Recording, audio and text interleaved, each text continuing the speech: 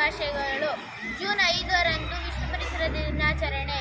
ಎಲ್ಲ ಕಡೆ ವಿಶ್ವ ಪರಿಸರ ದಿನವನ್ನು ಆಚರಿಸುತ್ತಾರೆ. ನಮ್ಮ ಶಾಲೆಯಲ್ಲೂ ಕೂಡ ಆಚರಿಸಿದ್ದಾರೆ. ಗಿಡಗಳ ನೆಡುವುದರ ಮೂಲಕ ಅಧ್ಯಕ್ಷರು, ಗ್ರಾಮ ಪಂಚಾಯಿತಿಯವರು ಎಲ್ಲರೂ ಸಹ ಗಿಡಗಳನ್ನು ನೆಟ್ಟು ಇದನ್ನು ಮಾಡಿದರು. ಅದರಲ್ಲಿ ನಮಗೆ ಪ್ರಬಂಧ, ಚಿತ್ರಕಲೆಯಲ್ಲಿ ನಮಗೆ ಬಹುಮಾನನೂ ಕೂಡ ಕೊಟ್ಟರು. ಅಲ್ಲವೇ ಸಹನ, ಈ ಸುತ್ತಲಿನ ಪರಿಸರವೆಂದರೆ ಎಷ್ಟು ಚಂದ. ಪ್ರಾಣಿ, ಪಕ್ಷಿ, ಗಿಡ, ಮರಗಳು, ಗುಡ್ಡಗಳು, ಆಕಾಶ, ಮಣ್ಣು, ಕಲ್ಲು ಎಲ್ಲವೂ ಸೇರಿದವೆ. ಎಷ್ಟು ಚಂದ ಅಲ್ವಾ? ನಮ್ಮ ಶಾಲೆಯಲ್ಲಿ ನೋಡು, ಇಂದು ಪರಿಸರ ದಿನಾಚರಣೆ ಎಂದು ಗಿಡಗಳನ್ನು ನೆಟ್ಟೆವು, ಶಾಲೆಯನ್ನು ಸ್ವಚ್ಛ ಮಾಡಿದೆವು. ಗಿಡಗಳನ್ನು ನೆಡುವುದರ ಮೂಲಕ ನಮ್ಮ ಕೈತೋಟದಲ್ಲಿ ಕಬ್ಬು, ಗಿಡ, ಹೂವುಗಳು, ಹಣ್ಣುಗಳು ಎಲ್ಲವನ್ನೂ ಸಹ ನೆಟ್ಟು ನಾವು ಬೆಳೆಸಿದ್ದೇವೆ.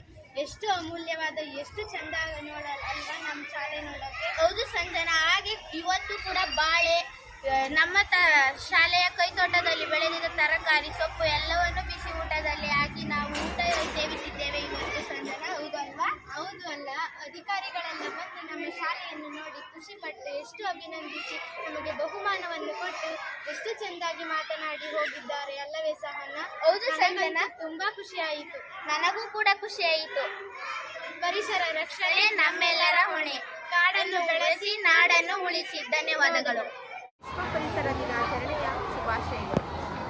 ನಾವೆಲ್ಲರೂ ಕೂಡ ಪರಿಸರವನ್ನು ಸಂರಕ್ಷಿಸಬೇಕು.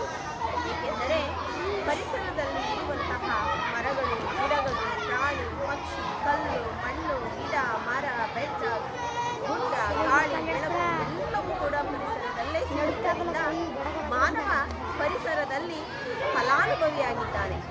ಹಾಗಾಗಿ ಇಂದು ನಮ್ಮ ಶಾಲೆಯಲ್ಲಿ ಗಿಡ ನೆಡುವುದರ ಮೂಲಕ ಪರಿಸರ ದಿನಾಚರಣೆಯನ್ನು ಆಚರಿಸಲಾಯಿತು.